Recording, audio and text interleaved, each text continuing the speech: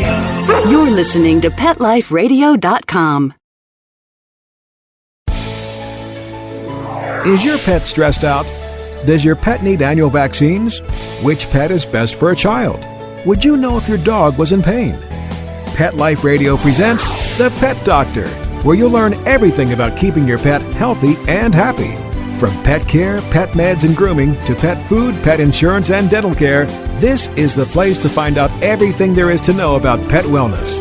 Whether you have a dog, cat, reptile, or rabbit, you'll find answers for your pets straight from the vets, because it's your pet. Health matters. Please welcome your Pet Doctor host, veterinary media consultant and veterinarian, Dr. Bernadine Cruz. Crash, boom, bang. All noises that may send your dog running for cover under your bed. A dog's hearing is quite different from ours. They can hear sounds 4 times farther away than we can. Hear higher pitched sounds that are undetectable to the human ear, and their extremely movable ears help them hone in on the origin of auditory reverberations. We need to move our entire head to better echolocate. Loud noises such as thunder and fireworks can be very scary for your canine companion.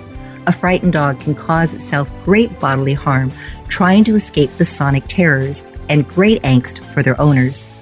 Making your dog less noise phobic has typically involved sound desensitization or heavily sedating your dog. Now there's a breakthrough medication that won't make the sound any less obnoxious, but can allow your dog to better deal with the auditory insult.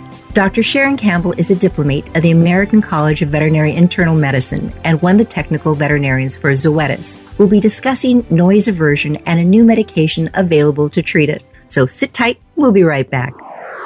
Please have a seat in the waiting room. The doctor will be with you shortly, right after these messages.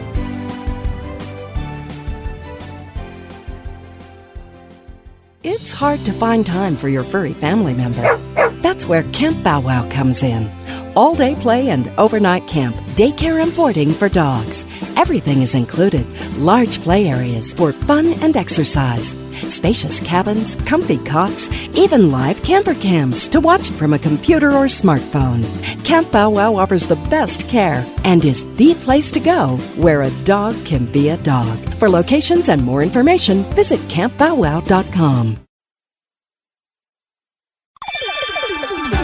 Let's Talk Pets on PetLifeRadio.com. Welcome back to the Pet Doctor on Pet Life Radio with Dr. Bernadine Cruz. The doctor is in, and we'll see you now. Dr. Campbell, thank you very much for being with us. I always like my listeners to know a little bit about who I'm speaking with. So give me a bit of a background of how you came to be at Zoetis and what exactly is an internal medicine specialist? Sure. So I am a veterinarian, and then I've gone on to do additional training, which is similar to humans that go on to do a residency program. In my case, I did it in veterinary internal medicine, which was another 3 years of study beyond the typical 4 years of veterinary school. You like school to do 3 more years after that very tough 4.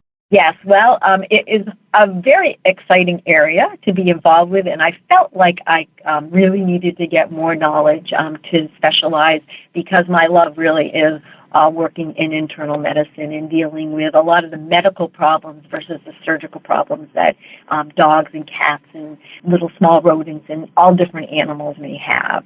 And so basically, it is very similar to in human medicine, where we do have various specialties in surgery, cardiology, neurology. In my particular case, I'm important in small animal internal medicine. And now we're talking about something that I think everyone has noticed in their dogs, noise aversion. Sometimes it's just a dog that seems to perk up its ears and not really too sure about it, and some that literally will go through plate glass windows. Why do some dogs seem to be more sensitive than others? That's a great question, Bernadine, and I think that we don't really know the answer. We do know that some environmental triggers can inciting. We also know that there may be some genetic predisposition. And with the environmental, for some noises, early exposure to noise may actually protect the dog from becoming noise averse. However, if other noises, if they don't get early exposure to it, it may actually predispose. And we're still trying to work all of that out. One really curious way that dogs can develop noise aversion is through a mechanism called social transmission.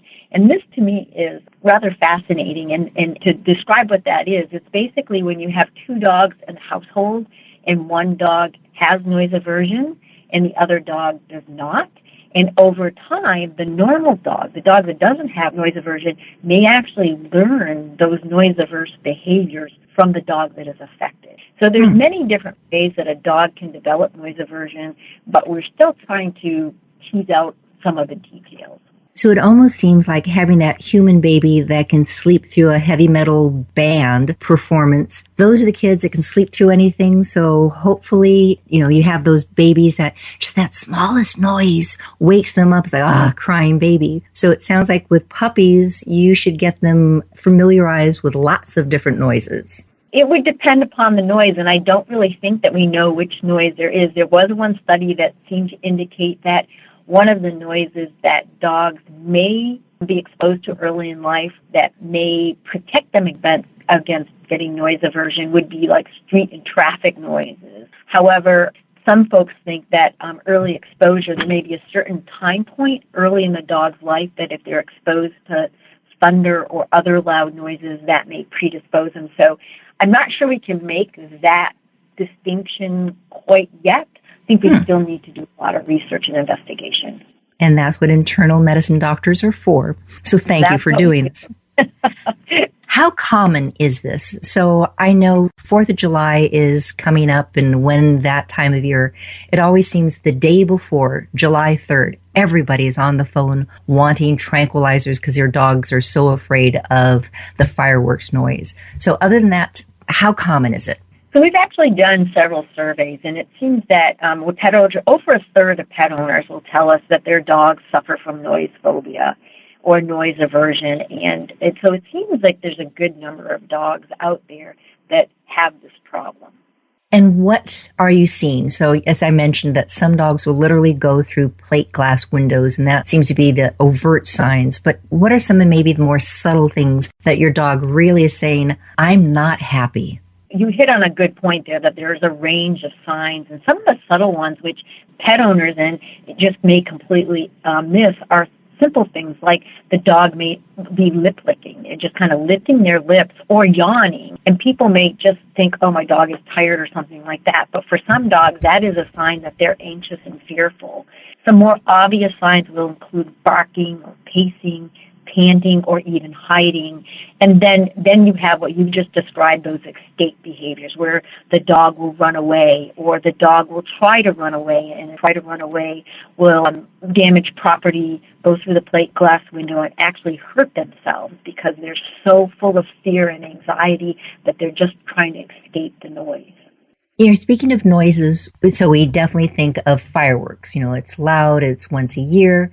And what are some of the other sounds? Because, yes, there are some areas, Southern California where I am is not one of them, but you can get lightning storms. Right. And so fireworks is a big one. And you mentioned from your perspective that July 3rd is a really busy day in your clinic because everybody wants something to help treat their dogs that have noise aversion. Well, for the shelter's perspective, July 5th is the busiest day for them for as far as intakes because of all these dogs that have run away, or even in some cases that, depending upon the dog's signs, it may be the last straw for the pet owner, and they actually surrender their dog on July 5th. So fireworks is a huge trigger, but other triggers are thunder. We mentioned before street and traffic noises. Construction sounds can really cause dogs to have problems. And then there may be some internal noises, some inside noises, such as I heard a story once about a pet owner that they knew their dog had noise aversion, and one day the dog was acting like it typically would for the noise aversion. It was pacing, and it was, very restless and looking around, what they call hypervigilant, kind of looking everywhere. And they couldn't figure out what the trigger was until they went down in their basement, and one of their fire alarms the battery had run low, and so it was just beeping. And like you mentioned early in the broadcast, that dogs have a really acute sense of hearing. The pet owner couldn't hear that up on the first floor, but certainly that was enough to trigger the dog. And until they could fix that, the dog kept just showing signs of noise aversion. So there's a lot of different triggers, and for some dogs, it may be multiple sounds. I wonder if newborn babies crying will set some of these dogs off too. That is a sound that can put a lot of owners, mothers and fathers on edge. Like, oh my goodness, baby, please stop. Right. And again, that would be one of those things that maybe early exposure to that sound would protect the dog from having noise aversion to it. But if it's exposed to that sound later in life, that might be what then becomes a trigger. And I actually have a friend that has a dog that children's noises, because she doesn't have children, children's noises really trigger her dog to be very anxious and fearful. Dr. Campbell, it almost seems like dogs can grow into this noise aversion. Because I remember I had a black lab, and as a pup hiking in our local hills, there's areas where people can legally go ahead and do some target shooting. And my dog was drawn, kept pulling me over into this one direction. It's like, what are you doing? Where do you want to go? And he was just fascinated by the sound of these guns going off. And then when he was older, fireworks never seemed to bother him. And then I remembered when he was older, it's like, what happened to Durham? I couldn't find him one 4th of July. And then finally found him in my closet, way in the back, just kind of trembling and shivering. It's like, what's wrong? And then I realized, oh, it was the fireworks that were setting him off. Is this something that can happen to other dogs too, or am I just crazy? No, I think what we see is there is a progression over time. And so some of those subtle signs, such as lip licking and yawning, or, the dog is just panting, may be missed early on, but if they're not treated, they actually will progress over time, either to cause the other noises that will trigger the noise aversion, or the signs will progress to something that you barely recognize, to then, hiding in the closet as you described. Another way that it can progress is that they can start developing anxieties to other things. So separation anxiety and noise aversion quite commonly occur together, with noise aversion sometimes being the first anxiety that the dog develops, and then shortly after that, or sometime after that, the dog then associates that with separation anxiety. So it can progress over time. So no, you're not crazy. That's probably exactly what happened with your dog. I just wasn't astute enough to catch the early signs. Right now, mentioned that so many people call me on July 3rd. 4th of July is coming, and I need something to calm this dog down. Right now, it seems like the most common treatment is giving a sedative. What other options are there, and how effective do they seem to be? Right. So there's a lot of different things that people can use. One of the big things is environmental controls and providing the pet with a safe haven. So in your situation with your dog hid in the back of the closet, maybe that's where that dog feels most safe. And so putting a bed back there, actually giving the dog treats in that area when there is no noise, so they can associate that with self, with a safe place to hide, will help, but it's not going to completely cure. Some of the other medications, such as sprays and homeopathic, really have been, people use them because they don't hurt the dog, but there's not a lot of evidence to show that they're going to be effective for every dog. And so efficacy in some of these different treatment options can be very variable. And I think one of the other things that we do see is the side effects, which you mentioned, is they can become sedated with these drugs. And, maybe it does relieve the dog of the signs, but it certainly doesn't allow the dog to have a normal life during the noise event, because now instead of being hyperactive, they're sedated, and some of these sedatives can last for a pretty long period of time. So it may be, up until now, what we've had to work with, but in many cases has not been ideal. And sometimes you need to really start so far ahead of the incidents in order to get on top of it. And you're right, with the sedatives that we have available, every animal responds differently. Like you and I do a glass of wine, you may be on top of the table dancing after a bottle, and I'm going to be under it sleeping. With dogs, I know that there are other garments that they can wear, these shirts that kind of give them a whole body snug. But for people that seem to live in areas where there's thunder all the time, it's like this little dog is going to have to be wearing these clothes 24/7 because you never know when that thunderstorm is going to be coming up.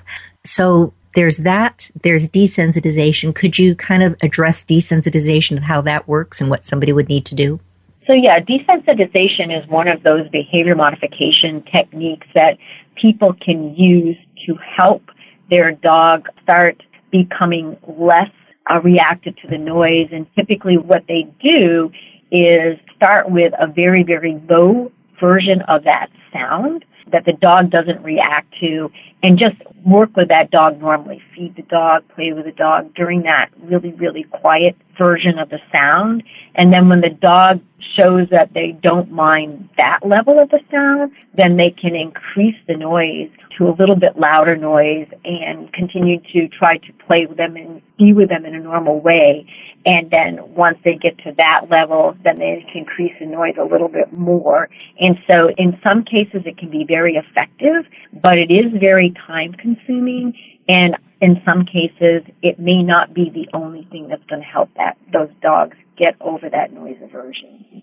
We've been teasing that there is a new medication available.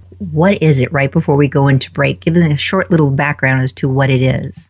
So the name of the drug is Celio, and it is the first and only FDA-approved treatment for noise aversion in dogs. It's amazing that there's something. Now, tell us the high points of this medication, because it's a medication we can talk about that veterinarians are using right now, but being used in a very different manner. Right. So what's really nice about how Celio was developed is that the timing of giving the medication can be tailored to a specific situation. So in some situations where you know that the noise is going to occur, and a good example of that might be the 4th of July, or you know the city's going to start their fireworks at dusk, you can actually give Celio 30 to 60 minutes before the noise event to get that on board, and we call that preemptive treatment. You're getting the drug on board before the actual noise event occurs. But let's still stick with the 4th of July, even though the city is going to do their fireworks at dusk. You have kids in the neighborhoods that are setting off firecrackers. You might have your neighbor that wants to do their own fireworks. And so for a dog, the 4th of July is a day full of noise that causes him fear and anxiety.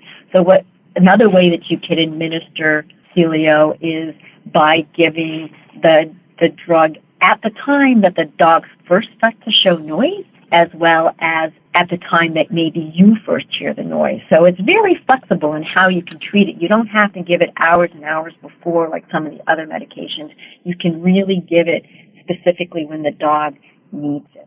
Well, what we need to do right now is take a short break. I'm chatting with Dr. Sharon Campbell. She is a diplomate of the American College of Veterinary Internal Medicine and one of the technical veterinarians for Zoetis. We'll be right back after this short break. Please have a seat in the waiting room. The doctor will be with you shortly, right after these messages.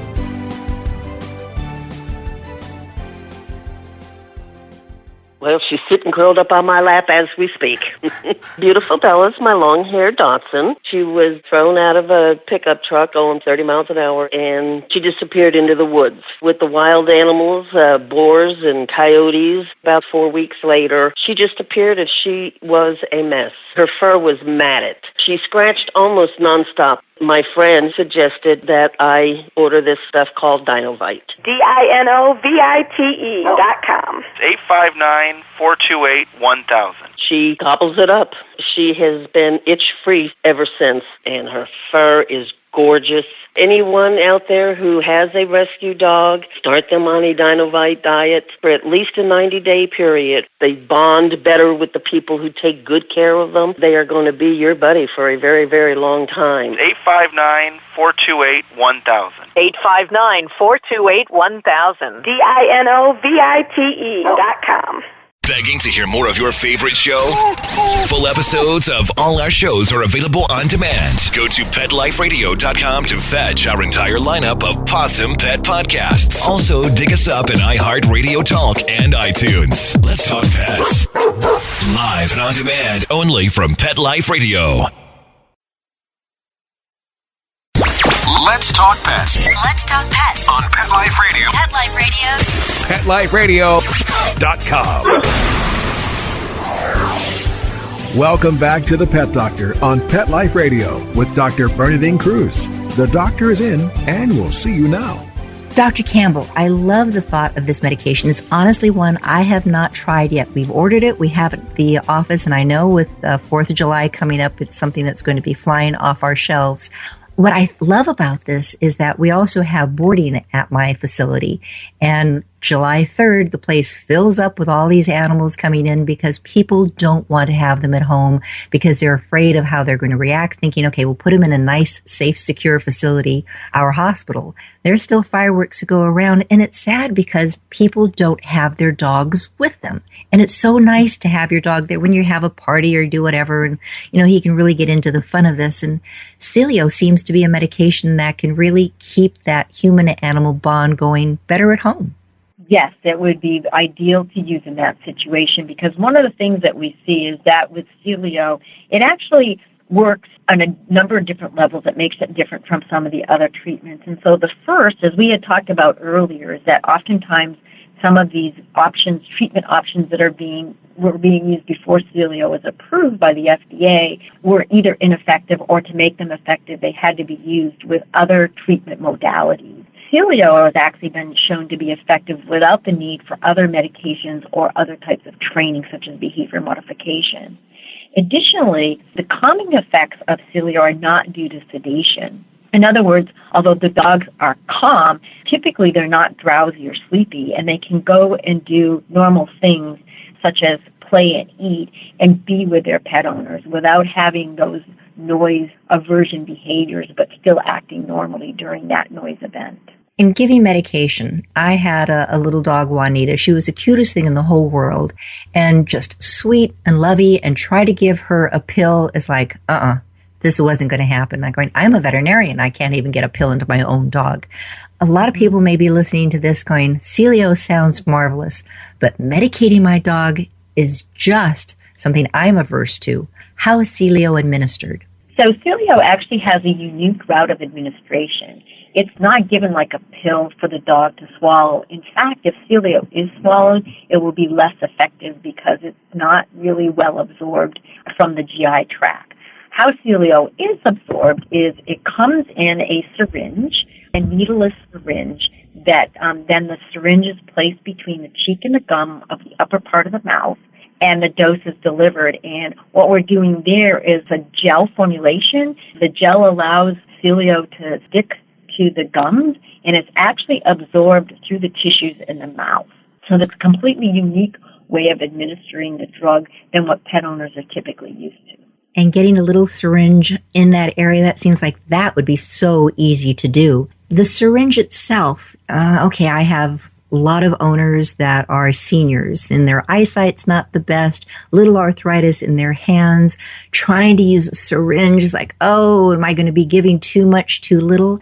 How easy is it for a pet owner to use the syringe? Well, that's a very good question, and we actually evaluated that in a recent study just to see how easy it was for pet owners to use the syringe. In this study, they actually received instructions from their veterinarian and then showed the veterinarian how well they could follow those instructions. And 90% of the pet owners found that the syringe was easy or very easy to use. So I think that most pet owners will find it easy to use. It's not really a technical situation. Oh, good. And how fast does it work? Because, all right, we've been talking about 4th of July and the fireworks. Your city is going to be sending off those fireworks at 7 o'clock in the evening. But now all of a sudden there's thunder or there's construction. You didn't expect that to happen, and my dog's going to go crazy. How quickly does it work? So Celio works within about 30 to 60 minutes, so it works fairly rapidly. That's why you can give it at the time of the noise event, because it gets absorbed pretty fast and it works pretty rapidly. That's marvelous. But how long does it last? Because you never know with the construction work outside or that crying baby, is that colic going to get under control quickly, or are we in for a long one? Right. The duration of effect of Celio is about 2 to 3 hours. And in the situation that you talk about, if the noise event lasts more than 2 to 3 hours, then you can actually give another dose. some of the caveats around that are that it should be a minimum of 2 hours before you give the next dose, because you don't want to give one dose on top of the other. That's really not necessary. And then the other caveat is that you really need to make sure that the dog needs another dose. So you should wait to see if the noise is continuing and the dog signs of noise aversion reappear. That's when you can give the next dose. So wait until all of a sudden it seems a little bit anxious, or it's licking its lips, or it's just becoming a bit frantic. So don't do it too early. I like that. Right, exactly. Make sure the dog does need another dose, because for a number of noise events, that 2 to 3 hours of duration of treatment is going to be sufficient. In other situations, if the noise reoccurs or continues, then they may need another dose. But you really need to wait to see if the dog truly needs to have another dose. When I first learned of Celio and looking at it, oh, what is this new drug? It has to be something I've never heard of, because, this is just so different. And then seeing what the active ingredient is, like, wait a minute, I use this medication, dexdomitor, several times every day at my practice for usually intravenous sedation of dogs. That is wonderful, and cats too, because it's reversible. So first, tell us about what is dexdomitor and how did you come up with using it in this very novel way? Okay. So as you mentioned, dexdomitor is a drug that's used very often in most veterinary clinics as a sedative. Its active ingredient is dexmedetomidine hydrochloride, a very big word, but it's a drug that's been around for many, many years. Dexdomitor, as you mentioned, is administered by injection at the veterinary clinic at various doses, because we do know that it has a pretty strong dose-related effect. And so at low doses, you'll have a mild degree of sedation, and at higher doses, you'll have a more heavy or moderate degree of sedation. Celio was actually developed in Finland by a company called Orion, and it was because one of the Orion colleagues had a neighbor next door to her that was frantic because her dog was having noise aversion on New Year's Eve, and she was trying to have a party, and she was just beside herself with what she could do about this. And so this particular veterinarian that worked for Orion went into the office the next business day and said, I've got an idea.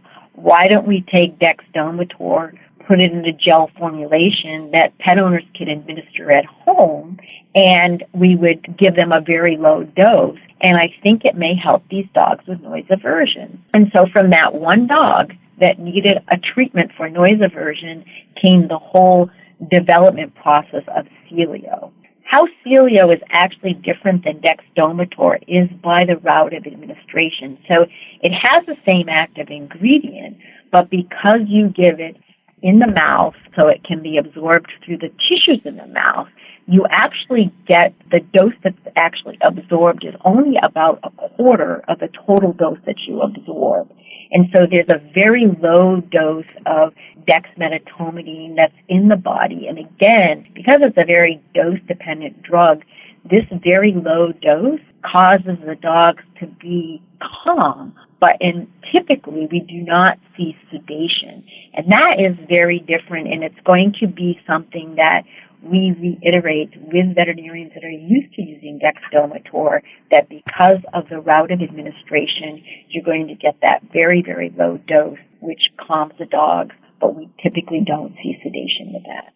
I think it's going to be fascinating for veterinarians as we get used to this new medication, and pet owners too. We're so used to seeing that sedated dog, the third eyelids coming up, looking like the dog has had about 2 martinis too many and is kind of wobbly on its feet, to now going, is this actually working? Because I don't see anything. Is that something that's difficult, have you found, for veterinarians and pet owners to say, yep, it's working, because they're not seeing anything overtly? Yes, and so we have a couple of different pieces of data that we can deduce that from. And so in the large clinical study that was done to get approval, we found that the efficacy of Celio was completely independent of sedation. These dogs were definitely calm, but they were not sedated. They were interacting normally with their pet owners. They came when they called. They could play with them.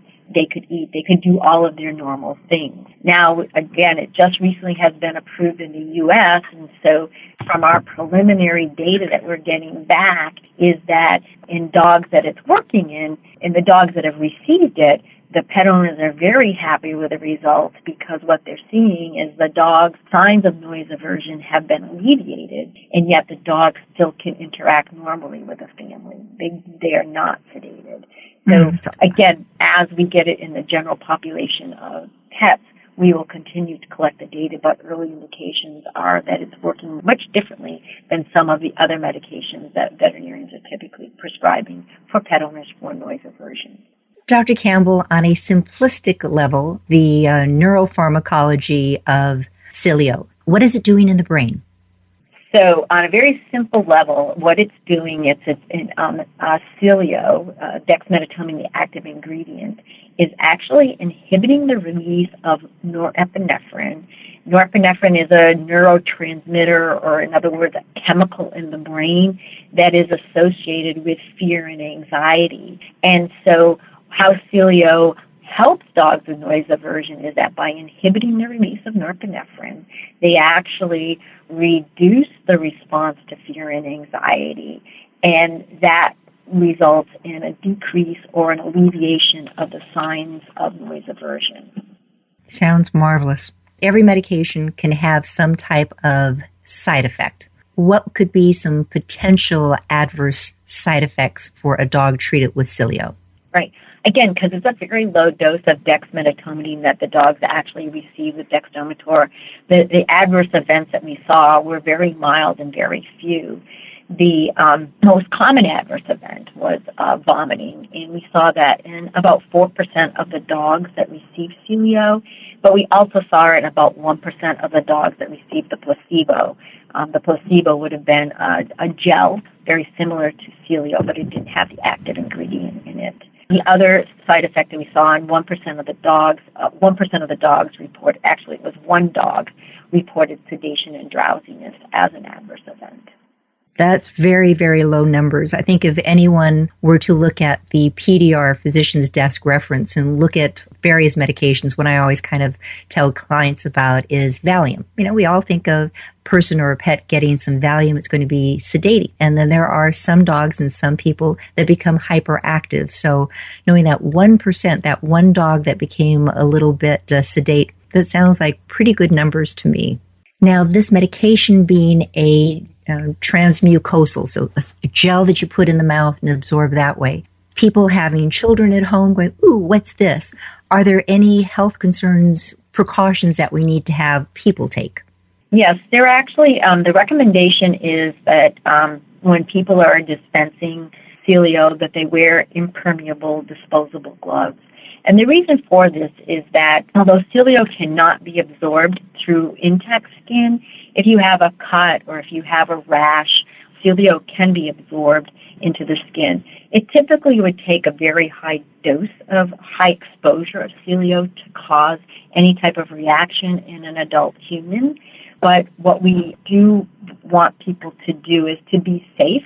And so when they're administering Cilio, when they're handling the syringe, and even immediately after giving Cilio, if they're touching the dog's mouth, we would like to have them wear impermeable gloves to just prevent any type of exposure to the human. Now, Cilio sounds fabulous. You have a pet that is very thunder responsive, live in an area where, boy, it can be months that these thunderstorms can come up. Do I have to go back to my veterinarian, like once a month to get a supply, or can I start off with a fairly high supply and just going, this is enough to get me through the season? What's a shelf life like for Cilio? Sure. So there's two different types of shelf life that we need to talk about. The first is the unopened carton. The shelf life for the unopened carton is about 2 years, and there will be an actual expiration date on the side of the carton. The other shelf life that we need to talk about is the shelf life after first use, and we call that the in-use shelf life. For Cilio, after the first use, it's really important for the pet owner to put the syringe back into the carton that it came in, because of the fact that Cilio is light sensitive, and so we need to protect it from light. And so the remaining portion of Cilio, once it's in that carton after first use, will then be good for 2 weeks. Oh, fabulous. So they can use it as they need it as that season goes on and probably talk to their veterinarian of how much they should have at home at any particular time. Great. Are there any dogs that can't use Celio? Yes. So dexmedetomidine, again, we know that drug very well. And so the dogs that shouldn't get Celio are the same dogs that shouldn't get dexmedetomidine. And those would be, first of all, dogs that are hypersensitive to dexmedetomidine, but also any dog that has severe cardiovascular, respiratory, any severe kidney or liver disease, and any dog that has any type of hypotension or, really severe underlying diseases should not receive Celio. How about pregnant animals or ones that are lactating or nursing pups? Right. So we have not studied it in pregnant or lactating animals, and so we put that down as a precaution because it's not been evaluated in those dogs, and so we don't really know what would happen, but we've not evaluated in the dogs, so it's a precaution for use, not to use it in those dogs. A lot of people are listening who have cats going, all right, seems like my cat might get a little bit nervous. If there's, even my own cats, if there's a doorbell, poof, they go running. But fireworks, they pick up their ears and they oftentimes start wanting to hide and find those little dark hidden places. Can you use this in cats?